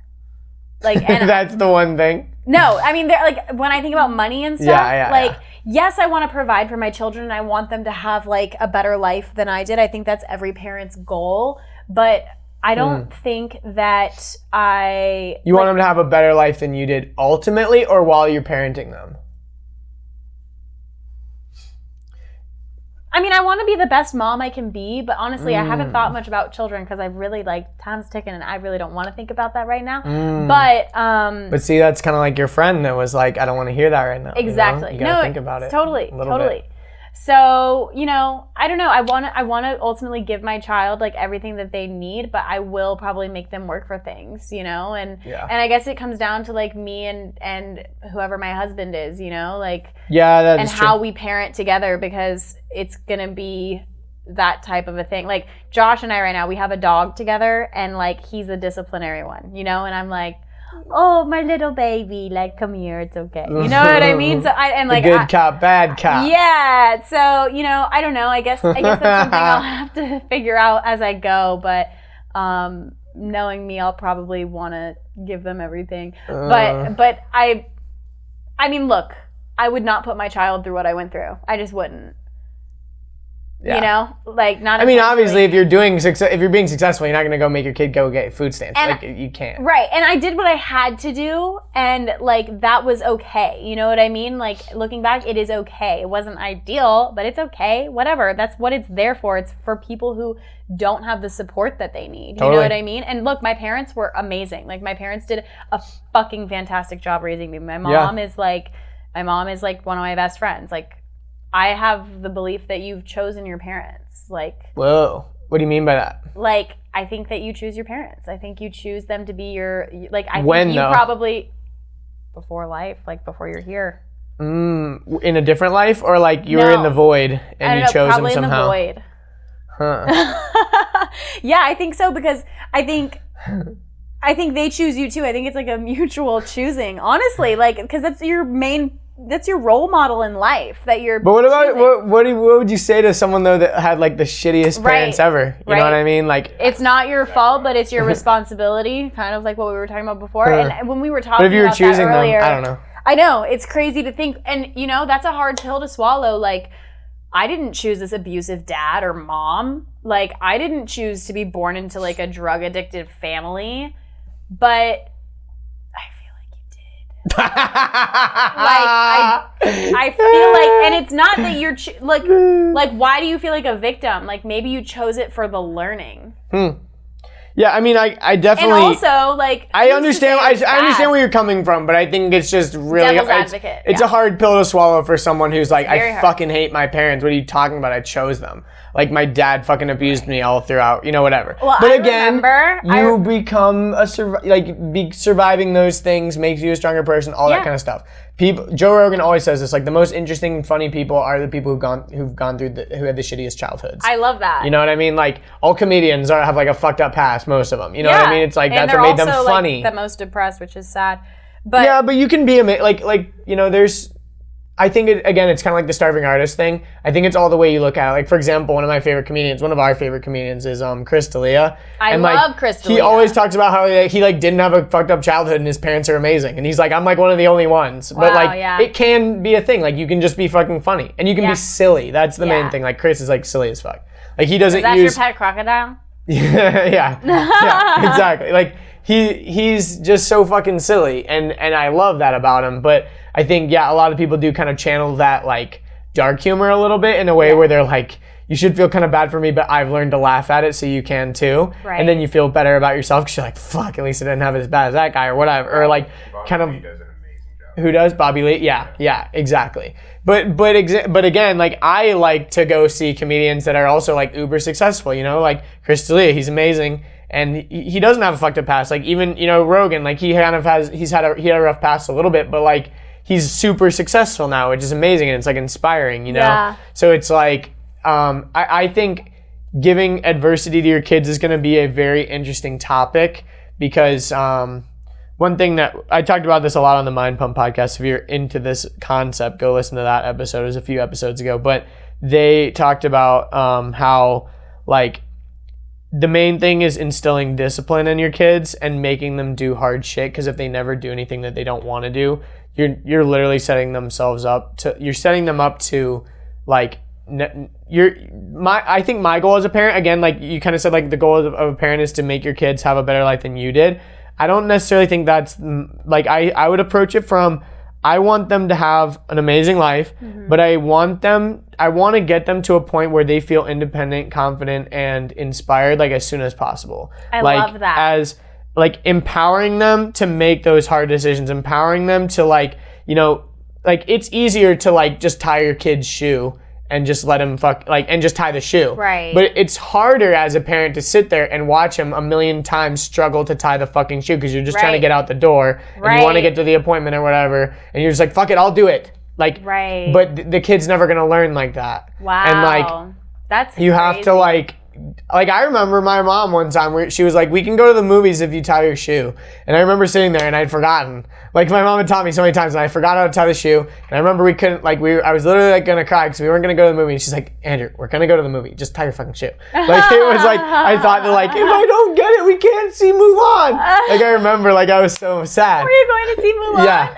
Which is weird that that's like implemented. That's we like had to implanted. Have been like 5. I was young as fuck. But that was like a weird moment that I specifically remember, which is funny. Oh, it was like my mom was literally sitting there and I'm like, can you do it? And she's like, no, I'm not gonna do it. Because like if I do it every time, then you're not gonna learn. Right. And so it's like, I think that, giving, like, I think it's a really powerful thing and your kids won't understand it from the get. But like, for example, if we're like rich and I'm making my kid like mow the lawn or something, like why don't you make the lawn people do it? They did that until I was like 10. I'm like, but now you're 10 and now you're gonna learn how to mow the lawn. Now I don't have to pay them. I can pay you. You can earn this money. And I don't think necessarily making your kids like the slave of the house is the answer either, but empowering them to actually have to do some shit. Because I think there's a lot of adult kids out there that don't know how to do anything. Right.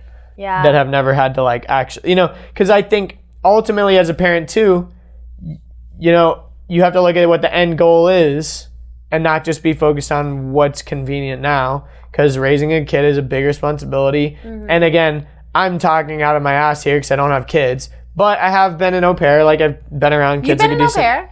Twice. Wow. In France, in Italy and Spain. Wow. 3 months each. Cool. Yeah, so I got a lot of firsthand experience with kids. Wow. And I babysat, and I was like, I don't want kids for. It was like the perfect birth control is literally. babysitting. Oh yeah, perfect birth control is definitely babysitting, especially a baby, like an infant, for sure. Oh God, scary. That's scary. Because I the kids that I was with were like the youngest ones were like 4, so it's like at that point like they're pretty self-sufficient. Like I wasn't like wiping their asses. Yeah. You know what I mean? Like one of them actually I did, but not fun. Sometimes. Look, one time it was funny because the kid was like, "I'm ready," and I'm like, "What do you mean you're fucking ready?" I'm like, you expect me to get down in there and wipe your butt, dog? Like, nah, fam. Like, no. What are you ready for? Like, this is not what I signed up for. I'm like, you know what I'm ready for? I'm ready for you to learn how to wipe your butt today. Yeah, you ready today? Yeah. Oh, so I'm like, you've never done it yourself, but then you realize too. Then if the kid tries to do it on his own and he doesn't do it, then he's got like shit in his butt. All I can think about is that one hockey player right now. Wait, what? I've never seen this. Yes, you have. You showed it to me, the hockey player. Oh, yeah. I'm sorry. I thought you meant like a hockey video. Yeah. No. Yeah, there's a guy on Instagram that poops on Instagram. It's so nasty. I think his name is like Max Savage 69 or something. So if you care about watching it, it's gross. But yeah. It's so disgusting. Yeah. I think he probably wipes though. He's old enough. But yeah, these kids, like, that was the funniest thing was I was like, these kids don't even know how to wipe? Like, what the fuck? Like, you know, I was like so mad. These kids are broken. They don't know how to wipe. No, but funny. It's not there. You know, like, that's what the Mind Pump guys said was they were like, you have to do things for your kids until they reach the point where they can do them for themselves. And like when you have an infant, you can't like instill adversity to an infant because life is already adversity. They're trying to learn how to fucking walk. They're trying to learn how to eat. They're trying to, you know, they're kid. They're literally, they can't do anything and they would die without you. Like literally they would. They're not fucking wolves that will like freaking survive. They are infants. They would die. Isn't that a crazy concept? It is then crazy. To think that there's so many adults like who have and it's also survived. Crazy to think about parents that are so shitty, but also their kids still like survive. You know what I mean? Like they still fucking fed them. They still like, you know, did whatever. Even though they might have had like a traumatic childhood. Well, you know, you're still here and stuff. Like it's pretty crazy. At the end of the day, I feel like everyone is just doing the best that they can. I don't know about that, but I agree. I give people the benefit of the doubt of doing the best you can, blah, blah, blah. But I always like hated, like when I was younger, I've talked about this before, but my dad, you know, I'd go to like tennis practice or something, like, did you do the best you could do? I'm always like, well, I probably could have like hit it a little harder, or like I probably could have like, I was thinking about something else while I was hitting one thing, and I could have like, you know, been focusing better, or like on a test, like, well, you failed, but did you do your best? In the moment, you did the best you could in the moment. Like, maybe. There's always room for improvement. In the moment, you're doing the best that you can. I don't know. I always just had a weird relationship with that idea because I was always like I could have tried harder probably. Because I kind of like with the art thing, it's like it could always be like a 0.5% better or whatever, you know. It's just judgment. Yeah, I guess so. But yeah, and also like you said, doing the best. Everyone's doing the best they can. I don't think everyone's doing the best they can. I think everyone has good intentions. Yeah. Like I think everyone is. I think we're kind of saying the same thing, but like we are. Like everyone, no one is doing a thing. Not no to the best of their ability. Yeah, like I think a lot of people are not living up to their potential.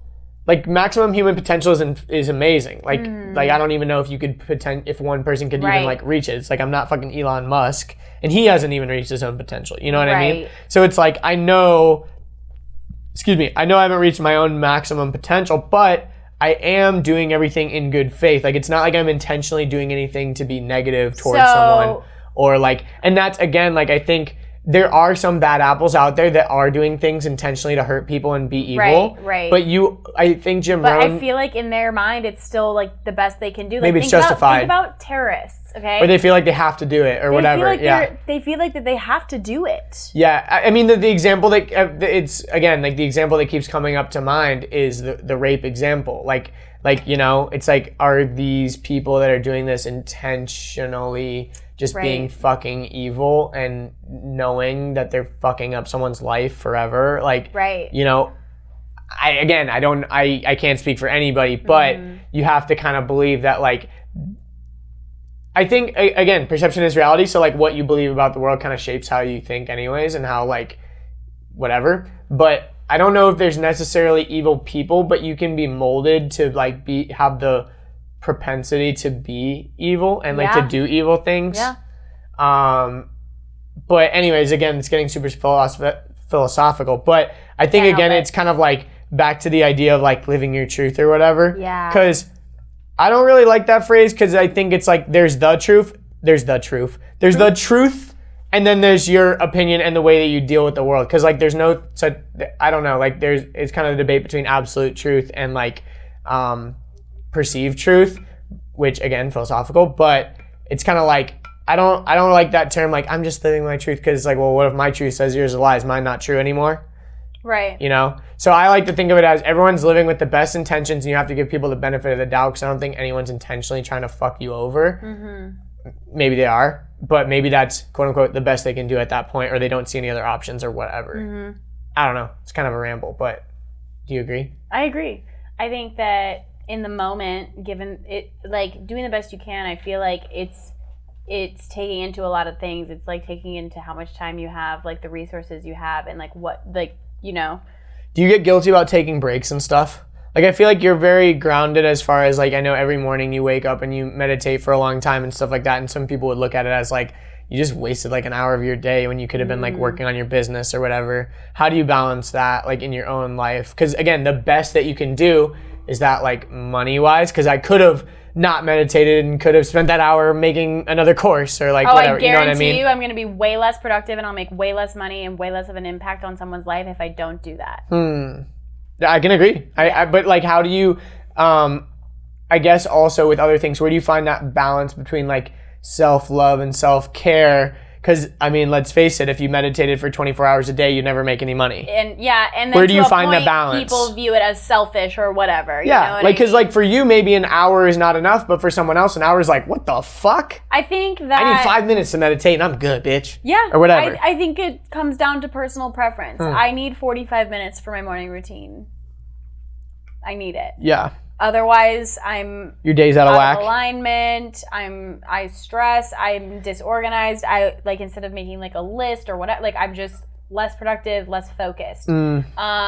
Plus, like such incredible inspiration comes to me when I'm in the very beginning of the day before you've done anything. Yes. How do you avoid looking at your phone? That's my biggest thing, because like I keep my phone near me. I guess I could just like not have it near my bed. That's why I started practicing TM, because I was doing guided meditations or like using different apps for meditation, and I wanted to separate from my phone.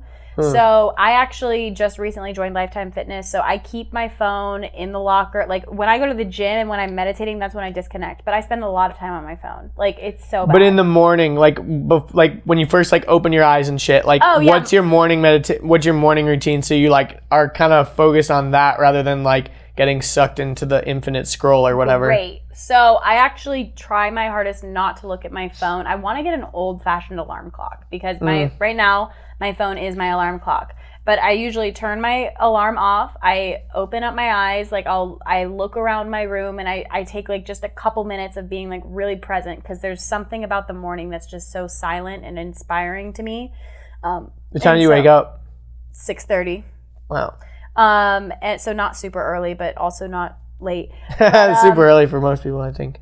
Well, maybe not. I mean, I know it's kind of early for me, but I would like to wake up at that time too, honestly. Yeah. So, but you know, like I'll look over at Josh, who's like laying with Ruth or whatever, and like I just kind of take it in, and like I'll just be like, what if Ruth is like a side chick? Sorry, because like Ruth is like such a human name. All right, let me just clear up really quickly. Josh and I are in an open relationship with another woman named Ruth. I'm just kidding. No, Ruth. Go to episode 117. You'll hear all about that. Ruth is our dog, and she's like our baby, like literally. And so she always sleeps like right in between us. So like I'll look over at them, I'll like pet her belly or something, and maybe she has to go outside, so I'll walk her. But I have a sacred space, and I think that everyone needs this, like a space where like it's my office, but it's like it's nobody else's room, it's my room. you know? And I go in there, and every single morning I take a journal, like a legal pad, and I will write out 4 full pages of just like blah. Like, it doesn't make any sense, Andrew. I will take a paper, and it's chicken scratch. Do you reference that paper ever, or is it just to get your thoughts out on paper? I never reread it. So every single morning I scribble, and it's like sometimes it's really big handwriting, sometimes it's small. Like, and I just like, I'm literally like, this is what's on my mind, and blah, blah, blah, blah. It doesn't make sense if I can't, like, and I don't stop. So if I'm like stuck on a word, I'll repeat the word until something else comes to me, and I fill up 4 full pages, and then I stop and I rip it up immediately. Like, I literally shred it, and it could be like the most poetic, philosophical thing I've ever written in my life. It could be fucking genius, okay? But I rip it up. I don't reread it. I just get it out. Because it's not for consumption. It's not for consumption. It's for elimination. And so you get rid of it.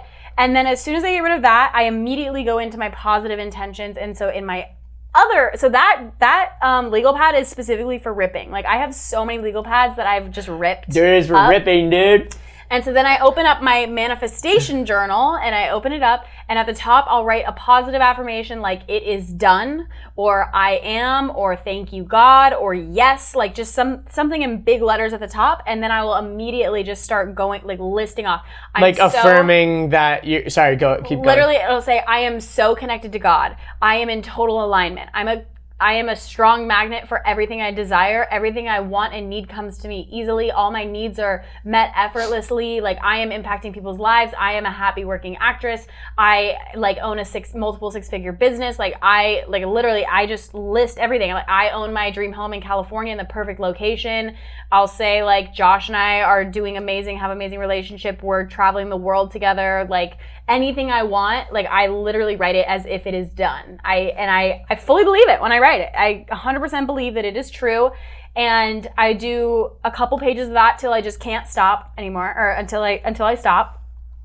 And do you find yourself writing the same things from the day before, or do you come up with new stuff? Yes, and I refine. So I always refer to what I wrote the day, and I keep that, by the way, and I reread it too.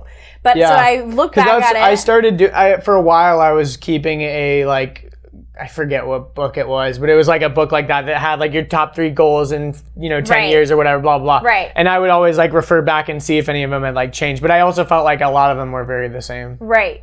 Well, those are your deepest desires, you know. So I rewrite them sometimes if I feel really strong about one, and I'm like, that feels so good. I will write it out like 100 times on the paper, like same sentence, and then I stop. And then I'll either reread it all, or like I'll like really meditate on one sentence that just feels so freaking good to me. And I'm not even kidding you, like, I'm getting excited just talking about it because it feels so good. And then that's when I go into TM, where I sit with both of my feet on the floor. Does TM stand for something? Transcendental meditation. Oh, okay, gotcha. And trademark. Basically, I just that's what I keep thinking trademark. Yeah, and basically, like, from there I sit in silence. So I haven't touched my phone this whole time. Right? I'm filling up on like gratitude and manifesting and all that. And then I immediately just, for 20 minutes, I will sit there and I will just repeat the word in my mind. And sometimes I will literally... Your secret word. My secret word. It's a secret word that nobody knows. I don't even know what it means, but it doesn't matter because that's just the ego trying to know like what something means. It doesn't matter. It's not about knowing. Like, your word could literally be love. You could literally sit there and just repeat the word love, love, love. But because you know what love is, like, you're going to think about love, you know? So it's kind of better to have like it's better almost to have nonsense word. Exactly. And then it's like, because then you're not even focusing on your breath. You almost witness being breathed. Well, that's interesting. When people first started doing transcendental meditation and they were trying to come up with like a word they didn't know the meaning to, would they just make up a random thing? I have no idea. Because like you're saying a word in another language, do like other people in another language say like a German word or something? Maybe. Like, I mean, who like knows? What the fuck? I mean, the way it really goes is you're supposed to get your word from some sacred yogi person who's like... But they are speaking verified. a real language and you could know what that word means, right? Right. I mean, yeah, I guess. The word is given to you. I mean, the word that I use is like thousands of years old. They're about Sanskrit to say it. word. I was like, geez. Yeah, you won't know my word. Sanskrit, so it's a different language, and it's high vibrational. That's all that I know. And so it feels What do you mean me. by high vibrational? So words have vibration to them. Like, have you ever seen like the articles of the scientist who took water and like put love on the water and then took water and wrote hate on the water or whatever. And it's like over time, like it formed beautiful crystals on the one that said love. And then the other one, it was like lifeless, or like mold started growing, or like the glass broke or something like that. Weird. Like, yeah, words have a vibrational frequency. And that's why affirmations are so incredible. And that's why I get rid of anything that's not serving me, because a lot of times when you wake up, some people immediately enter like a high stress situation, and they start to stress because it's the beginning of the day and they have responsibilities and blah, blah, blah, blah, blah. Yeah, that's very true. You know, and so you get rid of it and you rip it up. There's like power in that, you know, you're like, you do not keep those words. Like Anne Hathaway burns her pages every morning. Burns them. Seems like a fire hazard. Right. Knowing me, I would set the house on fire, so I stick to ripping it up. But, you know, your words have weight, and that's why I really try to like only say good things. This is where I know you need to go soon. This is where I kind of want to close things off, because I think that a lot of people are probably listening, and they're probably like, some of them might be kind of like laughing because they're like, a lot of that's bullshit. I don't believe that, you know, whatever. Yeah. And then some people are not buying it, but some people like totally are like, yeah, totally, I agree, blah, blah, blah.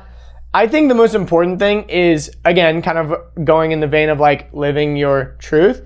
If truth is, if it's like objective, like for example, like there's certain truths that are not necessarily scientifically true, but believing that they're true is better than not believing that it's true. Like for example, if believing in God, even if it's not scientifically provable or whatever, I would argue that it has a way positive net. It has a net positive to your life, even if you can't prove it or whatever. Or like, you know, even if like, for example, you know, the I don't know, like just a bunch of the things that you're saying, I think it's a net positive to do them anyways, even if people are like, well, I don't believe that. I think it doesn't really matter whether you believe it or not. It's what works for you, and that's awesome. And I think that's what the biggest fault that people have when it comes to like criticizing people's beliefs or religions or whatever, or again, like kind of going back to body image stuff. It's like, if you think that going and getting breast augmentation is going to make you more happy and confident and whatever, like do it. Like do it, but make sure that's what you actually like want. Or like, you know, if going in again, like another body modification, getting like tattoos or whatever is going to make you happy, like fucking do it. If believing in a certain thing makes you happy, do it. If loving a certain person makes you happy, do it. I don't really give a fuck because it doesn't affect me, but like I would rather have a society of like empowered and happy people than people that feel oppressed and like don't feel like they can believe what they can believe. Again, I think that's pretty common, and I don't feel like I'm, you know, smart for saying any of that, but it's like I just think that it's silly to like, you know, like for example, I'm sitting here thinking about some of the things you're saying, like, I don't know if I necessarily believe that, but I also am thinking like, it's definitely had a positive impact on Heidi to believe these things, and I think there's probably some things that I probably believe that other people are thinking are silly. So like, I don't think it really matters, you know what I mean? And I think that's where people, like, I think that's where empathy and understanding really comes into play, because it doesn't really fucking matter. Right. Well, and we can end with this, but I just think that belief is powerful, and what you believe is true for you. So yeah, and it's like, again, kind of like perception is reality. It's like, if you believe certain things about other people, about the world, those will become like, they'll be self-fulfilling prophecies, because you'll start to look for those things. Like if you think someone is mean, you're gonna automatically, as soon as they do something that could be slightly negative, you're like, I knew they were fucking mean. You'll look for reasons to prove it. Yeah, exactly. Exactly. Wow. What a great talk. It was very great. Yeah. Heidi, where can people find you online or elsewhere? But not before they did their fucking TM. Don't look at your phones. Exactly. People can find me on Instagram, Heidi Uzelac. Also Facebook. It'll be spelled on the episode, so you'll find it. And I'll spell it correctly. My website is launching at the end of this month, which is PowerFemmeFitness.com. So there we go. You can find me. Sweet. Well, thanks for listening, everybody. And we'll see you later. Boom! There you have it, guys. Thanks again to Heidi for joining me. Man, she's the best. Her energy is so contagious. If you enjoyed this episode, make sure you go back and check out episode 29 called Do It for the Story that I recorded with Heidi over 2 years ago. It's crazy that it's been that long, but it's so cool to see how both of us have grown so much since that time in our lives, and I highly recommend you check it out. Also, I know that you would enjoy listening to my conversation with our friend Ashlyn Showalter, who we mentioned in the podcast. Ashlyn was on episode 110, and she talked about on that episode how she got unstuck at her job as a bartender, overcoming her fears of starting her own business, attending a retreat that changed her life, and what it's like being an online entrepreneur. Go check it out. That episode is called Bartender to Boss Babe. It's episode 110, I believe. And if you want to support the show, just go to whatever app you're on right now, take a screenshot and share it on your favorite social media platform. That really helps. Put it on your Instagram story, put it on Facebook. Just word of mouth is one of the biggest ways that we can get some more traction on the show and share it with more people. And if you actually enjoyed the episode, you're probably going to want to share it with your friends. So just post it there. That would be awesome. Make sure you tag me. I like to repost those sometimes. And also, if you want to follow me on social media, you can go to my website, andrewdeitsch.com. And you can find all my social media links there. But that's pretty much it. Thank you guys so much for listening. Again, especially all you loyal peeps that listen every single week. I really appreciate you guys. And I will see you guys in the next episode.